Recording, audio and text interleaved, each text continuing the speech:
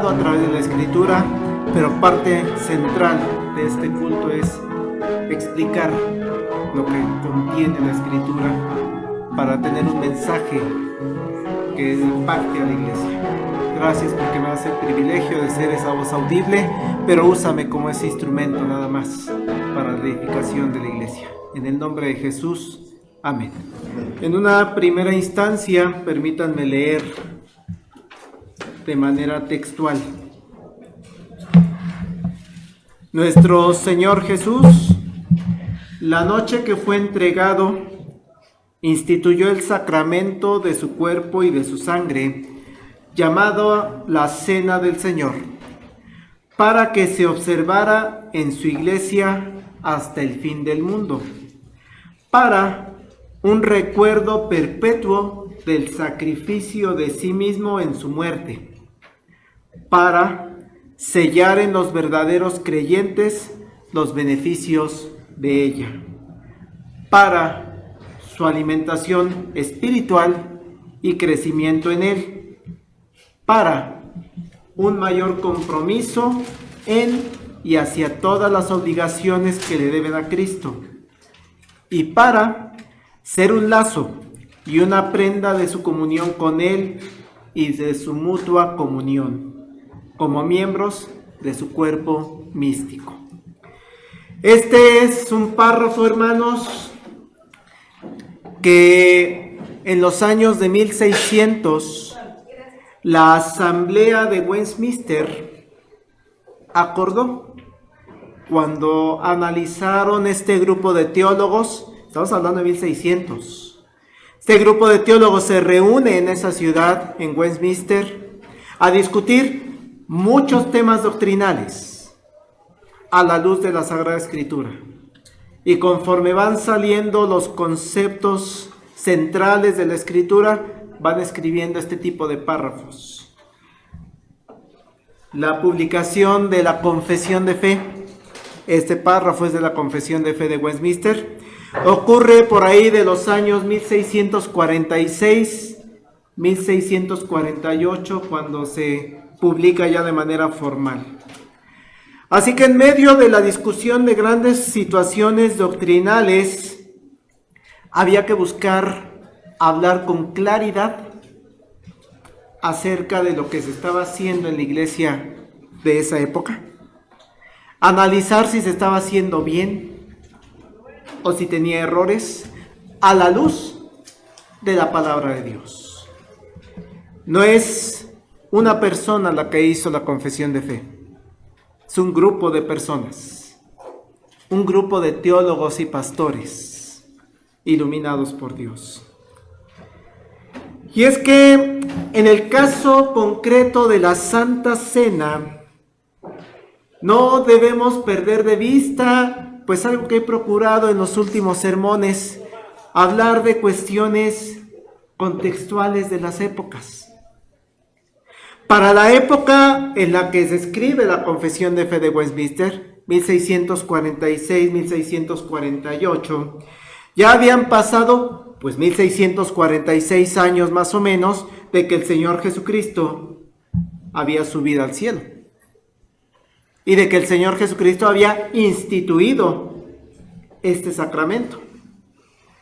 Claro, si lo vemos a nuestra época, han pasado alrededor de 2024 años de que Jesús subió al cielo e instituyó el sacramento de la Santa Cena.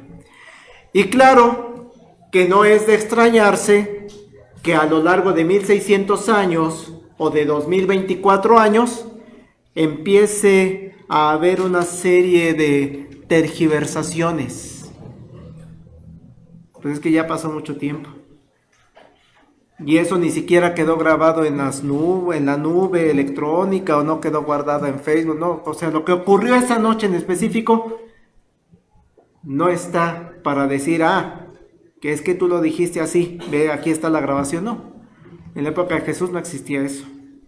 Por eso, sí, hermanos, para la época de 1600 hay tergiversaciones alrededor de la Santa Cena. Pero estas desviaciones alrededor de este sacramento tan importante, tampoco perdamos de vista que no nacieron en ese momento en 1600. Gran parte de los problemas conceptuales de la Santa Cena vienen incluso desde épocas muy tempranas de la Iglesia. Casi al otro día de que Jesús subió al cielo, empieza a haber una serie de situaciones que tratan de desviar qué significa el sacramento. Así que en primer lugar quisiera que recordáramos el contexto en el que surgió este sacramento. Vamos a basarnos, lo mencionan en general los 4 evangelios, aunque Juan lo trata de una manera muy diferente. Juan, recuerden ustedes que el momento de la Pascua, de la Santa Cena, se dedica más a lo que Jesús dijo, y son capítulos y capítulos con la descripción de lo que Jesús dijo esa noche, mientras que Mateo, Marcos y Lucas sí nos cuentan sobre el evento tal cual. Vamos a tomar uno de ellos, Mateo 26, por favor, hermanos, abran su Biblia, Mateo 26, versículos 17 al 20.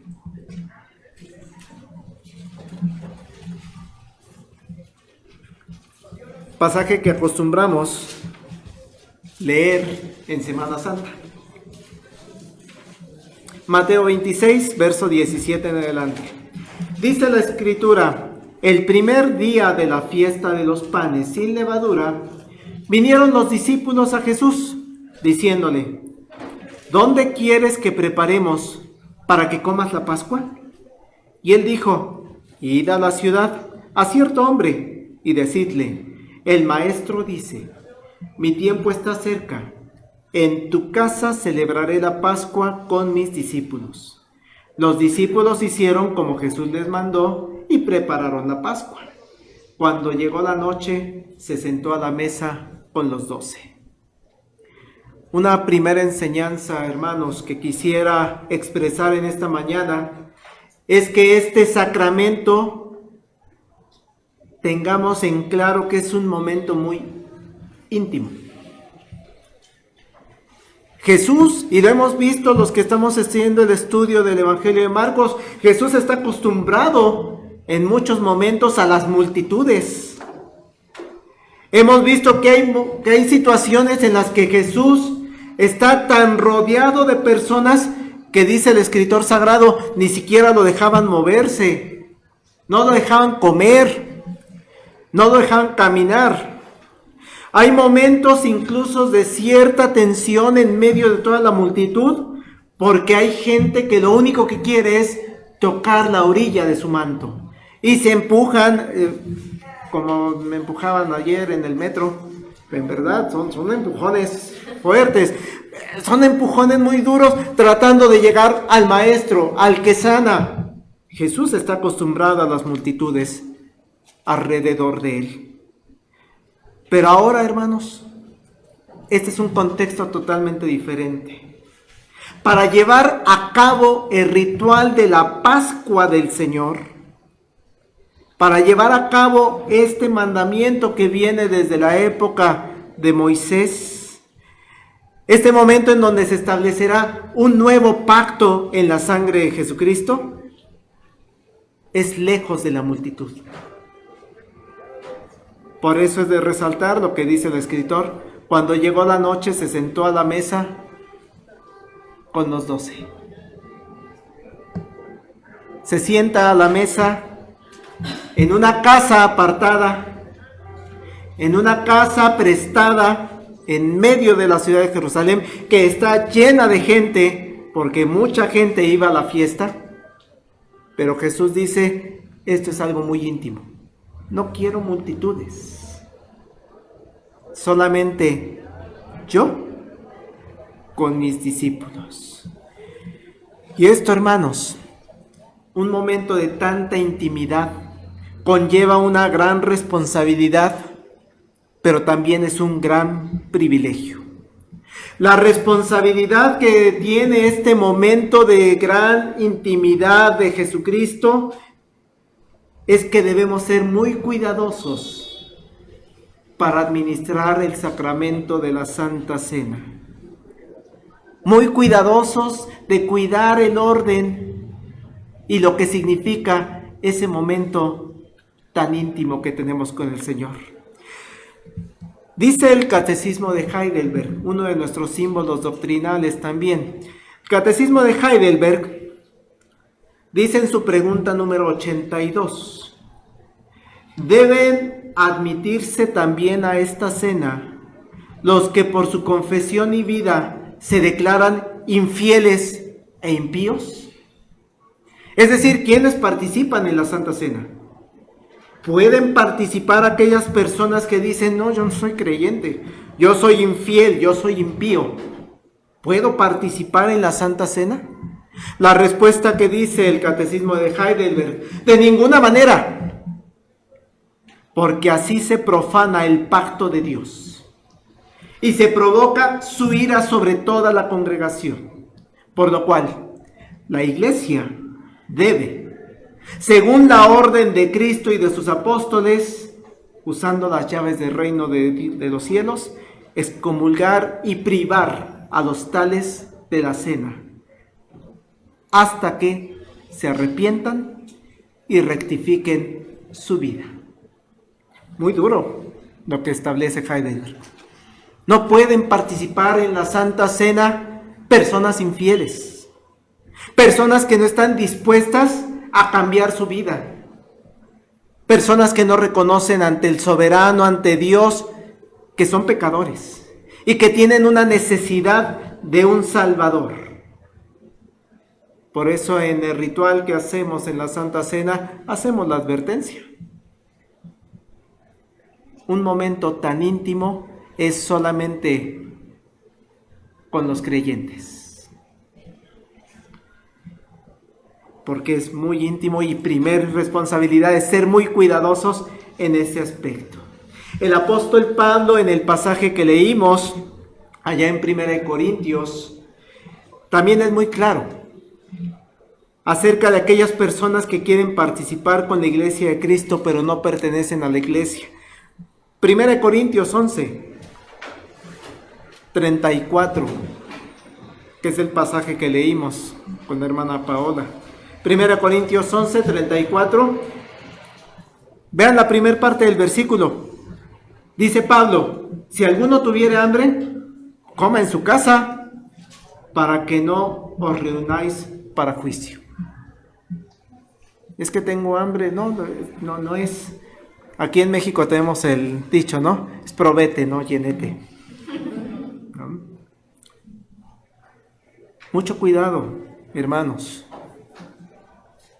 con nuestra actitud, con la forma en la cual llegamos a participar en este sacramento. Por eso los pastores, cuando presidimos el sacramento de la Santa Cena, es sumamente importante que no olvidemos dar la advertencia, que si alguna persona no está en disposición en su corazón de cambiar su vida, no se acerque a participar de la mesa. Dice más adelante en el verso, más bien antes, verso 27 de ese pasaje. Verso 27 al 29. De manera que cualquiera que comiera este pan o bebiera esta copa del Señor indignamente, será culpado del cuerpo y de la sangre del Señor. Por tanto, pruébese cada uno a sí mismo y coman así del pan y beba de la copa, porque el que come y bebe indignamente, sin discernir el cuerpo del Señor, juicio come y bebe para sí. Hermanos, participar de la Santa Cena es una responsabilidad muy grande. Es un momento de intimidad muy grande con nuestro Dios, con nuestro Señor. Cuidado cómo participamos. Pero por otro lado, si participar en este sacramento está reservado para las personas que pertenecen a la iglesia, que están luchando contra el pecado, que han hecho un examen en su vida, han mostrado arrepentimiento en su vida, están cumpliendo de manera cabal con esta gran responsabilidad. También les decía hace unos minutos, es un gran privilegio participar de la Santa Cena. Porque entonces diríamos, ay no, ya nadie va a participar, ¿no? Esto nos van a quedar las copas. No, hermano. Participar de la Santa Cena es un enorme privilegio. Dice el Catecismo de Heidelberg en su pregunta 81. ¿Quiénes son los que deben participar de la mesa del Señor? Respuesta. Tan solo aquellos que se duelan verdaderamente de haber ofendido a Dios con sus pecados. ¿Se siente mal, hermano, de haber ofendido a Dios? ¿Se reconoce como pecador? Participe de la Santa Cena. El problema es los que no, yo no tengo pecado, yo no voy a cambiar. Dice el Catecismo, confiando en ser perdonados por el amor de Cristo y que las demás flaquezas quedarán cubiertas con su pasión y muerte. ¿Cree esto? ¿Cree que sus pecados son perdonados por la pasión y muerte de Jesucristo? Bienvenido a la mesa del Señor. Y que también deseen fortalecer más y más su fe. ¿Está buscando a Dios? ¿Quiere acercarse más firmemente a nuestro Dios, a nuestro Salvador Jesucristo? Bienvenida, bienvenido a la mesa del Señor. Es un privilegio. Gloria a Dios. Que deseen fortalecer más y más su fe y mejorar su vida. Bienvenidos, hermanos. Pero los hipócritas y los que no se arrepienten de verdad, comen y beben su condenación. Es decir, esto debe ser muy interno, muy sincero, desde el fondo de nuestro corazón. Así que si usted siente ese amor por Dios, esa necesidad de nuestro Dios, participe. Es un privilegio que no se le da a todas las personas, solamente a los verdaderos creyentes en Jesucristo. Y también nos dice este mismo Catecismo de Heidelberg, pregunta 76. ¿Qué significa comer el cuerpo sacrificado de Cristo y beber su sangre derramada? La respuesta: significa no solo abrazar con firme confianza del alma toda la pasión y muerte de Cristo, y por este medio alcanzar la remisión de pecados y la vida eterna. Aquí estamos siendo testigos a través de los sacramentos, de los elementos, de esa pasión y amor que tuvo Cristo por usted y por mí. Aquí estamos celebrando que gracias a esa sangre derramada y a ese cuerpo doblegado, tenemos vida eterna. Pero además, sigue diciendo, sino unirse más y más a su santísimo cuerpo por el Espíritu Santo, el cual habita juntamente en Cristo y en nosotros, de tal manera que aunque Él esté en el cielo y nosotros en la tierra, todavía somos carne de su carne y hueso de sus huesos, y que de un mismo espíritu, como todos los miembros del cuerpo por una sola alma, somos vivificados y gobernados para siempre. Participe, hermana. Participe, hermano.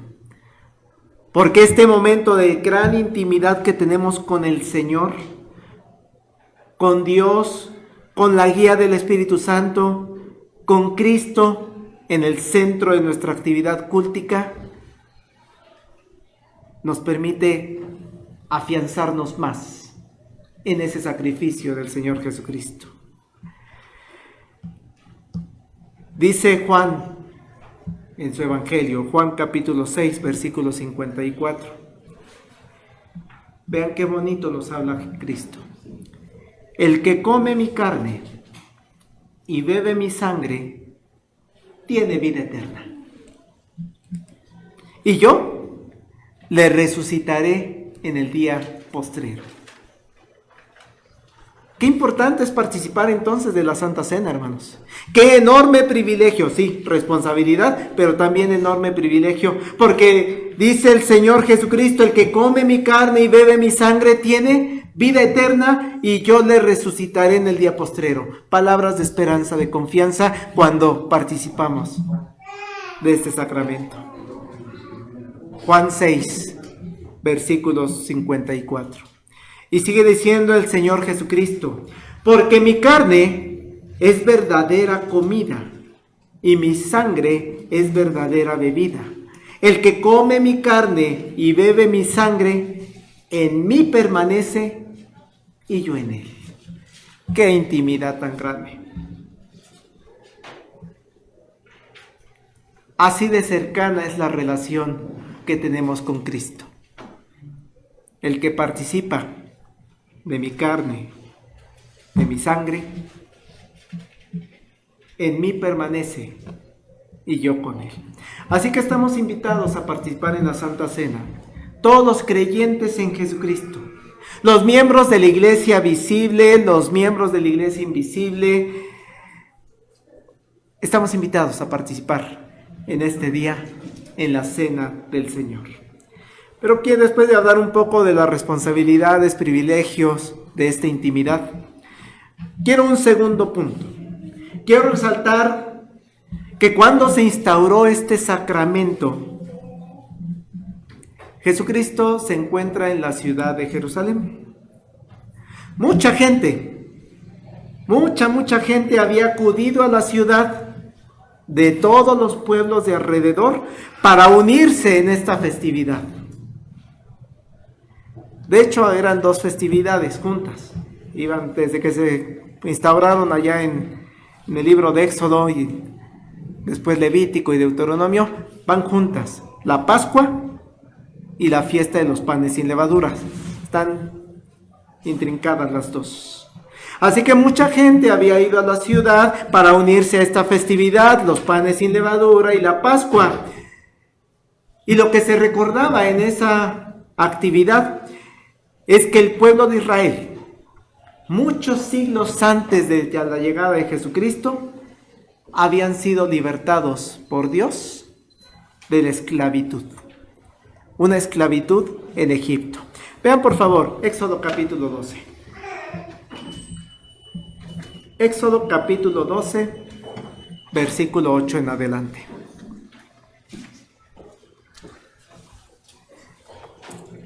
Le dice Dios a Moisés en estas indicaciones que Moisés les va a decir al pueblo: aquella noche comerán la carne asada al fuego y panes sin levadura, con hierbas amargas lo comerán.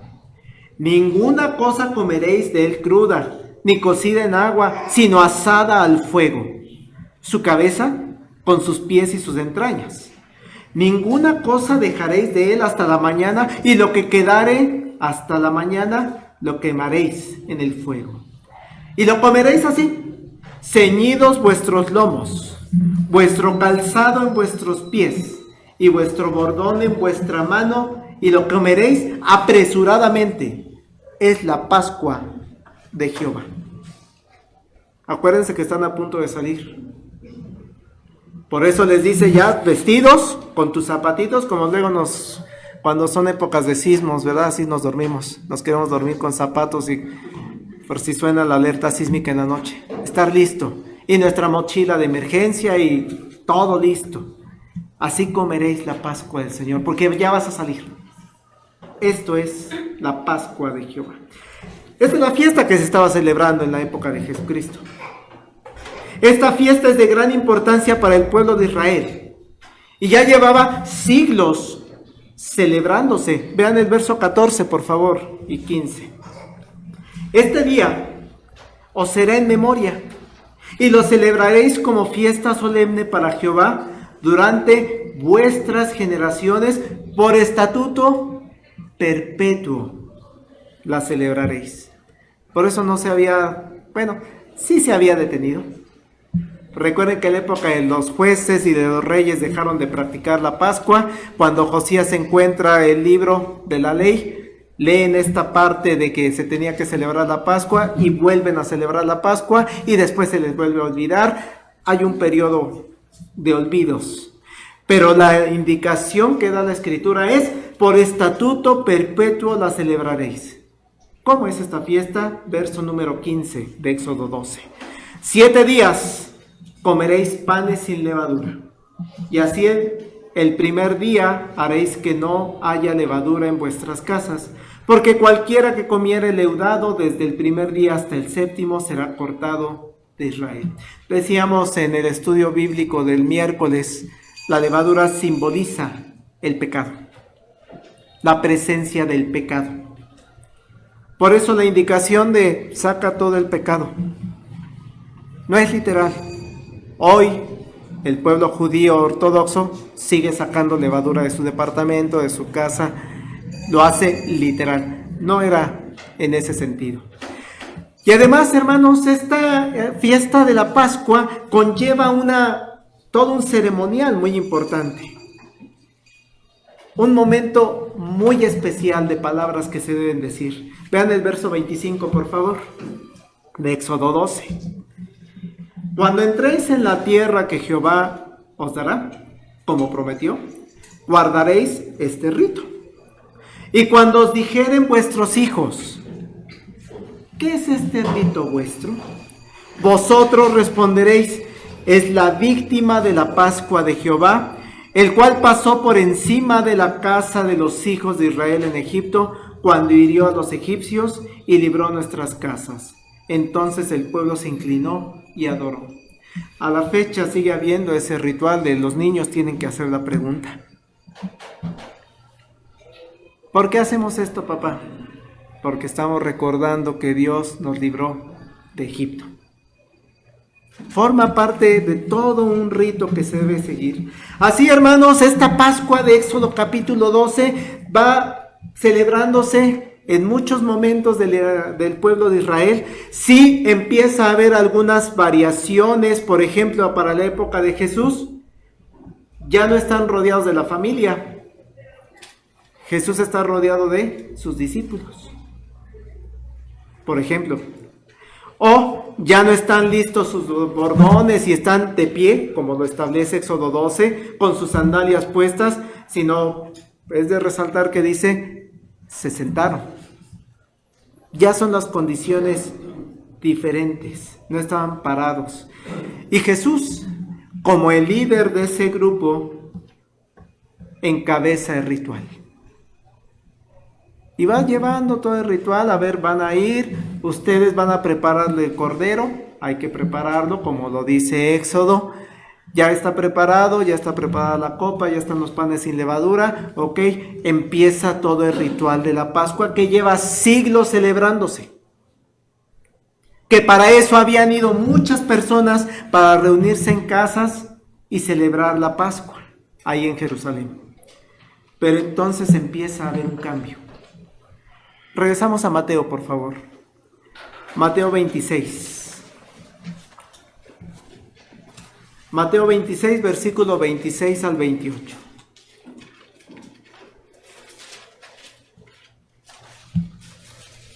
Dice el verso: mientras comían, o sea, todo iba bien. Mientras comían, tomó Jesús el pan y bendijo y lo partió y lo dio a sus discípulos. Ok, hasta ahí vamos bien. Y dijo: tomad, comed, esto es mi cuerpo. Cambio. Y sigue diciendo: y tomando la copa y habiendo dado gracias, les dio diciendo: bebed de ella todos. Hasta ahí vamos bien. Porque esto es mi sangre del nuevo pacto, que por muchos es derramada para remisión de los pecados. Qué extraño. Ahora Jesús interrumpió el ritual como se había venido estableciendo durante siglos. Había interrumpido la cena pascual y hace unas expresiones diferentes. Toma el pan, lo bendice, lo parte, lo da a sus discípulos, pero es extraño las palabras que vienen acompañando este ritual. Esto es mi cuerpo. Hace lo mismo para la copa. La bendice, la comparte con el círculo más íntimo, pero la acompaña de una frase que puede resultar enigmática en ese momento a los discípulos. Esto es mi sangre. Y es más, introduce un nuevo término. Un nuevo pacto en mi sangre. Y todavía dice, esta sangre es derramada por muchas personas para perdón de pecados. No se pensaba tal vez un discípulo, ¿dónde está sangrando Jesús? Todavía no está sangrando. Es un nuevo ritual, un nuevo pacto. Si bien en ese momento pudiera resultar extrañas las palabras y la acción que está haciendo Jesús, al día siguiente van a ser testigos los discípulos de lo que había dicho Jesús. El quebrantamiento de su cuerpo. Ah, ya entendí. Ese cuerpo partido que nos dio a todos nosotros está siendo partido en una cruz. Al otro día, el día viernes, cuando lo ven colgado en la cruz y lo ven derramando sangre de la corona de espinas. Ah, ya entendí. Esta es la sangre, simbolizaba la sangre de Cristo. Segunda enseñanza, hermanos, de este día. Cuando participamos de la cena del Señor, recordamos muchos eventos. La libertad que nos da Dios, como se la dio al pueblo de Israel allá en Egipto. La protección que da Dios, como se las dio a los israelitas cuando pintaron con la sangre derramada y que entonces en esa casa no entró la mortandad. Pero también recordamos cuando participamos de la Santa Cena de este nuevo pacto dado en un sacrificio.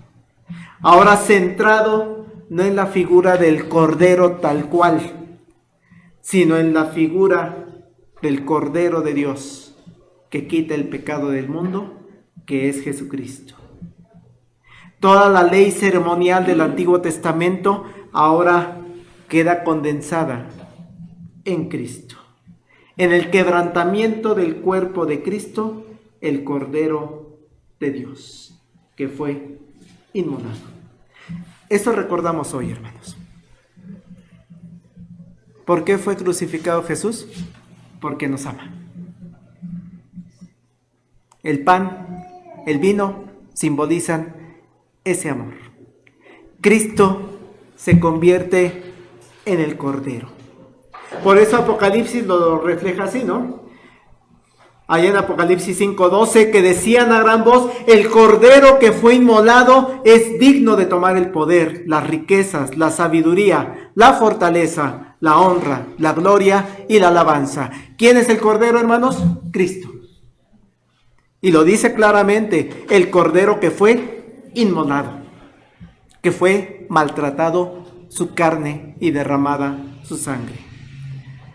Jesús, hermanos, se convierte en nuestra Pascua, en este nuevo pacto.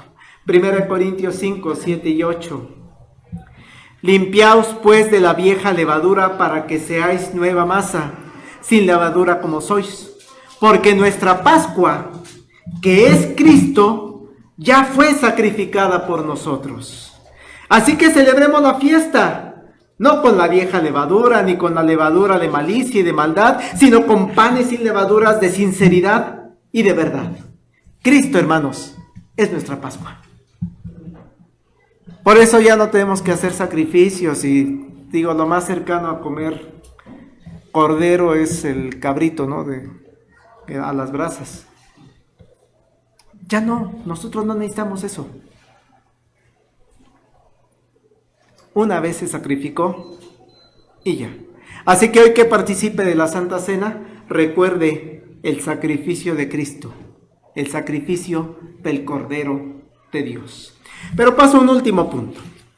Cuando Jesús resucita, asciende al cielo, la iglesia cristiana que se está conformando con fundamento en los apóstoles y los seguidores de los apóstoles, se empiezan a reunir en domingo. Por eso el saludo a la iglesia que leíamos el día de hoy, lo puse.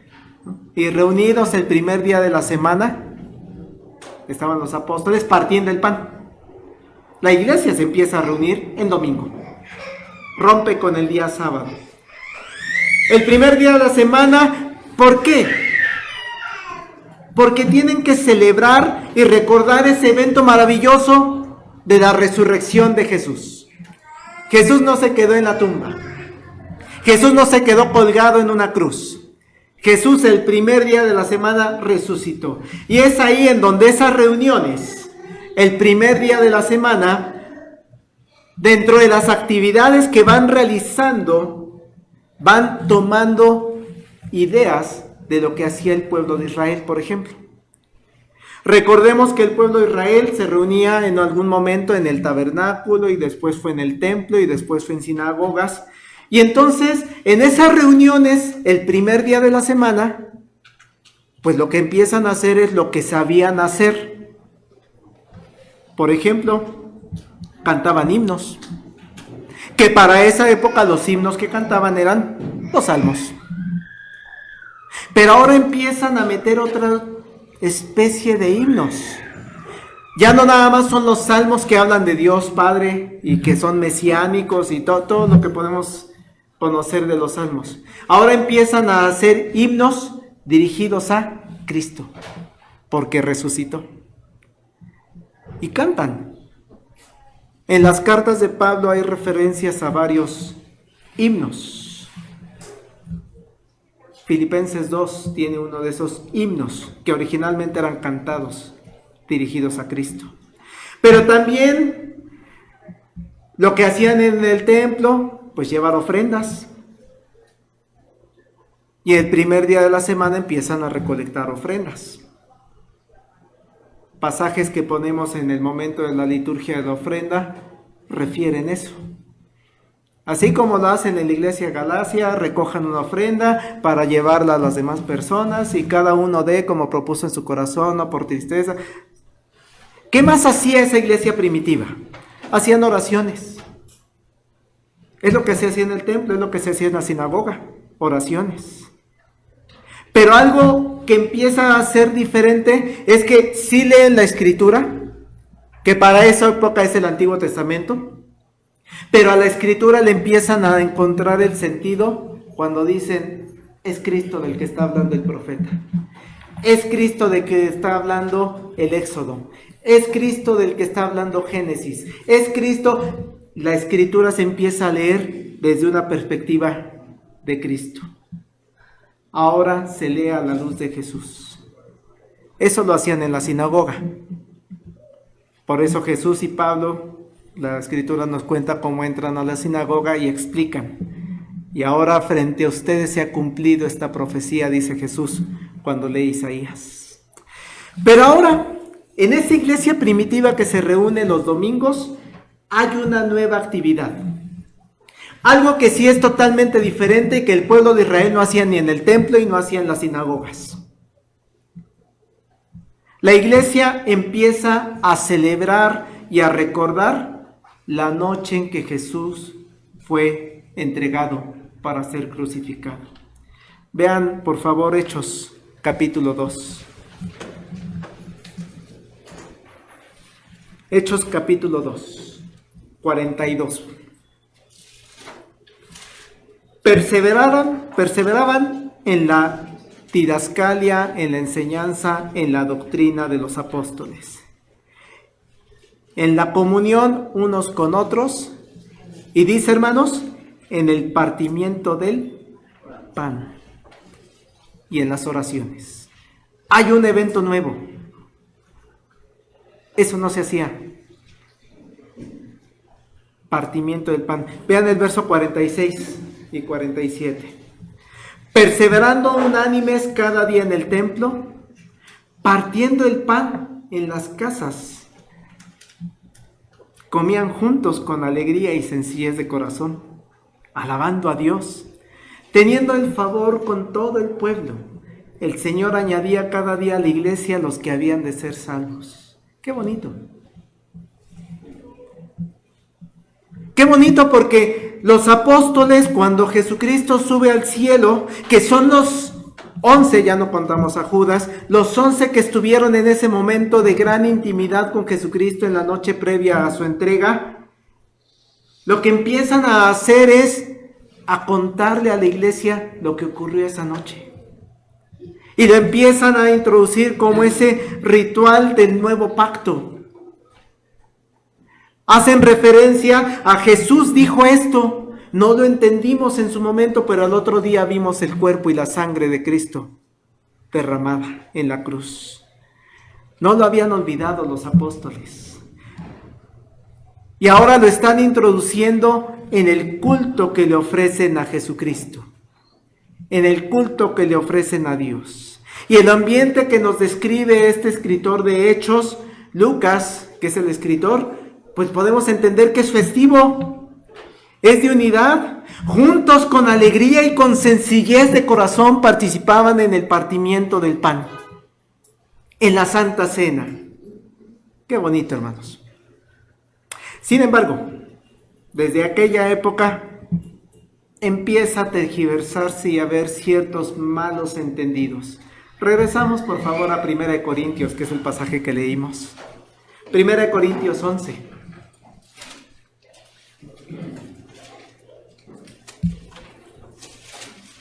Y es tan importante este sacramento que Pablo usa palabras fuertes. Vean el verso 17, 1 Corintios 11, 17. Pero al anunciaros esto que sigue, no os alabo, porque no os congregáis para lo mejor, sino para lo peor. O sea, espérense, ¿eh? Sí les voy a decir cosas fuertes. No va a ser alabanza, no va a ser apapacho. No, lo que sigue, sí es de tal importancia que sí los voy a regañar. Sí se reúnen. Sí es cierto, se reúnen. Pero no están reuniéndose para algo bueno. No se están reuniendo para algo positivo, como lo hacía la iglesia primitiva. Se están reuniendo para lo peor. Y les describe cuál es ese error. No es un error en las oraciones. No es un error en los himnos. No es un error en el estudio de la palabra. Vean el verso 20 y 22. Al 22. Cuando pues os reunís vosotros, esto no es comer la cena del Señor. Porque al comer, cada uno se adelanta a tomar su propia cena. Uno tiene hambre, otro se embriaga. Pues ¿qué? ¿No tenéis casa en que coméis y bebáis? ¿O menospreciáis la iglesia de Dios y avergonzáis a los que no tienen nada? ¿Qué os diré? ¿Los alabaré? En esto no os alabo. Está mal lo que están haciendo con la cena del Señor. No es nada agradable que en el momento que están recordando la intimidad de Jesucristo con sus apóstoles, ese momento en el que ese es el nuevo pacto en mi sangre, ese momento en donde recuerdo el sacrificio de Cristo, el amor de Dios para conmigo, ese momento tan especial, se reúnen para emborracharse y para aprovecharse. Es que no comí, pues ya sácate el pancito, ¿no? Se ha convertido incluso ese momento en un motivo de división. Yo me adelanto, hay que coman después los otros.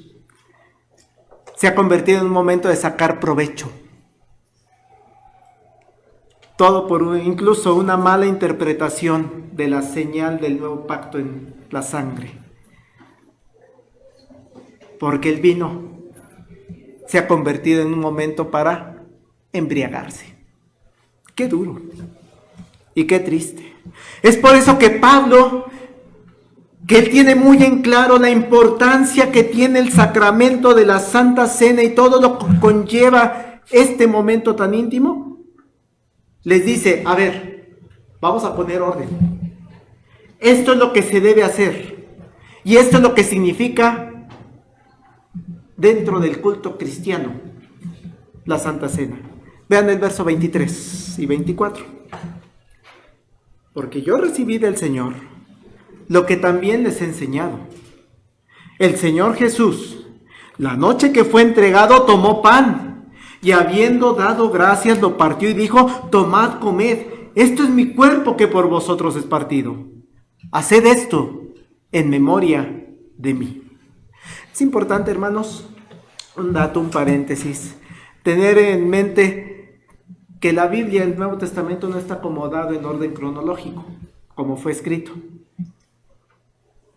Esta carta a los Corintios muy probablemente fue escrita antes de los Evangelios. Eso quiere decir que la referencia más antigua que tenemos de la Santa Cena no es Mateo, Marcos y Lucas. La referencia más antigua que tenemos de la Santa Cena es esta carta. Es lo más cercano a la época en la que restauró Jesucristo. ¿Y Pablo cómo lo sabía? Porque Pablo tuvo contacto con los apóstoles. Así que muy seguramente le habían comentado a Pablo qué ocurrió esa noche y por eso lo puede poner. Yo recibí del Señor lo que también les he enseñado. Y empieza a escribir: el Señor Jesucristo esa noche tomó el pan, lo dio y dijo: hacedlo en memoria de mí. Seguramente los apóstoles le habían comentado los detalles de esa noche y entonces Pablo puede recrear perfectamente lo que ocurrió con el partimiento del pan. ¿Cómo hizo todo ese proceso? Y por eso les dice a los corintios: hermanos corintios, no era una comida para sacar provecho. Corintios, no era una comida para satisfacer el hambre de las personas. El ritual de la Santa Cena es para recordar las palabras que Jesús dijo y que se entiendan de manera cabal. Esto es mi cuerpo, que por vosotros es partido. Algo similar pasó con la copa, hermanos. Dice el verso 25. Asimismo tomó también la copa, después de haber cenado, diciendo: esta copa es el nuevo pacto en mi sangre. Haced esto todas las veces que la bebieres en memoria de mí. No es para embriagarse. No es para acabarse el alcohol antes que el otro. No es porque quiero llegar ya a mi casa alcoholizado. Alrededor de este evento, hermanos, tenemos la última enseñanza. Debemos ser muy cuidadosos con la Santa Cena, cuidando entender cuál es el verdadero significado de participar en ella. Que no se pierda como se perdió en esa iglesia primitiva. Y ya ni decirles, hermanos, qué pasó para la época de la Reforma Protestante, ¿no? Ya la idea del sacramento de la Santa Cena ya incluía, por ejemplo, que se podía hacer de forma privada y no comunitaria. O por ejemplo, para la época de la Reforma ya se adoraba el pan, o llamémosle hostia. Es más, ya no se reparte la copa a la iglesia. Solamente una persona participa de la copa. El lugar donde se coloca el pan y el lugar donde se coloca el cáliz, wow, se convierte en un lugar santísimo. Donde es impresionante y hay personas que esperan con ansia el día que se abre el Santísimo y lo sacan a pasear. Eso para la época de la Reforma, pero la época actual todavía lo tiene. Y ocurre otra situación a lo largo de los siglos para la época de la Reforma. Resulta que el pan se convierte en carne y el vino se convierte en sangre. Y entonces lo que ocurre en cada momento de una misa católica, de acuerdo a su doctrina de ellos, es que la transubstanciación, se convierte en verdadera carne, verdadero pan. Es verdadera carne, verdadera sangre. Y cada ocasión que ocurre eso, está sacrificando a Cristo. Cosa que es errónea. Hebreos 9, por favor. 24 al 28. Hebreos 9, 24 al 28.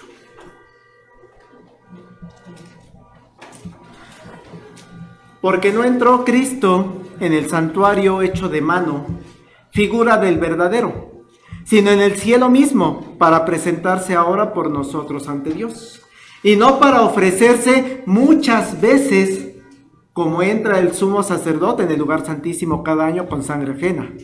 De otra manera le hubiera sido necesario padecer muchas veces desde el principio del mundo, pero ahora, en la consumación de los siglos, se presentó, y hermanos, lo dice claramente, se presentó una vez para siempre por el sacrificio de sí mismo para quitar de en medio el pecado.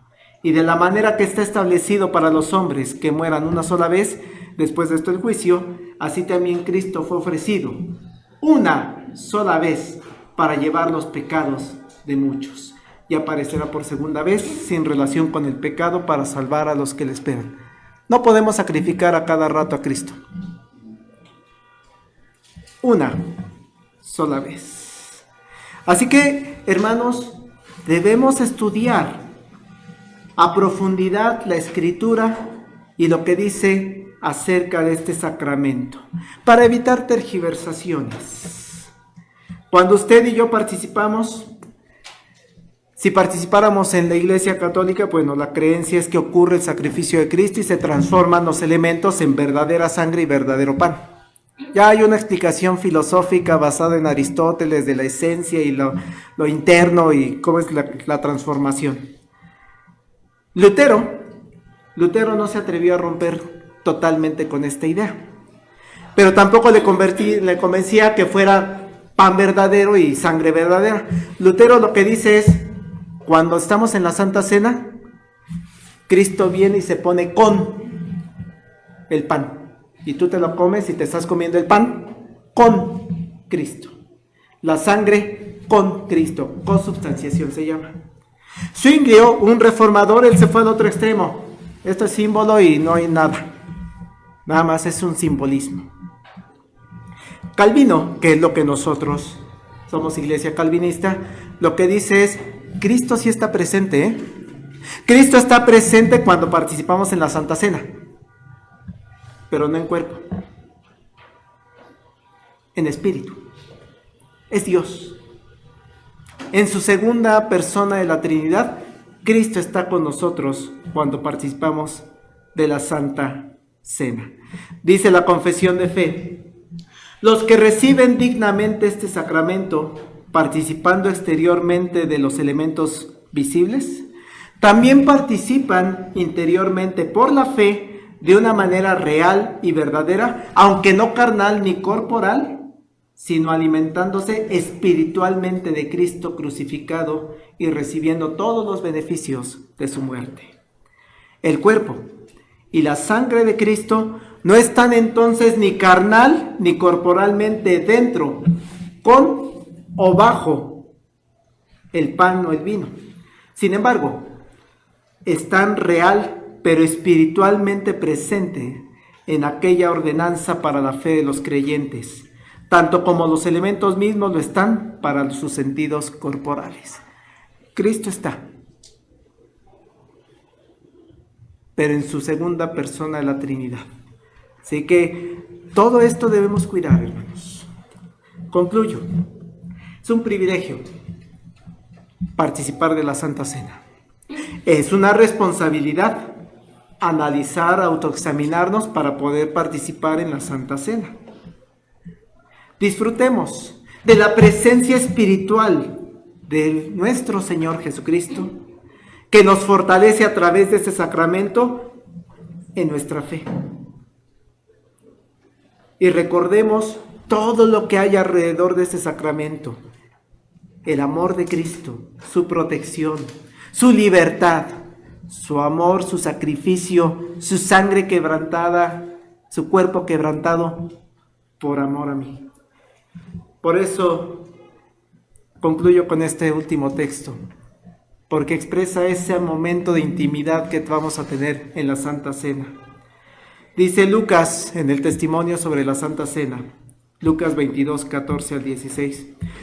Cuando era la hora, se sentó a la mesa y con él los apóstoles y les dijo, y eso es lo que quiero enfatizar en esta tarde: cuánto he deseado comer con vosotros esta Pascua antes que padezca, porque os digo que no la comeré más hasta que se cumpla en el reino de Dios. Cuánto deseaba Jesús participar con nosotros en la Santa Cena. Disfrutemos, unámonos alrededor de la mesa del Señor. Para la honra y la gloria de Dios, vamos a participar de la Santa Cena y después cantamos el himno.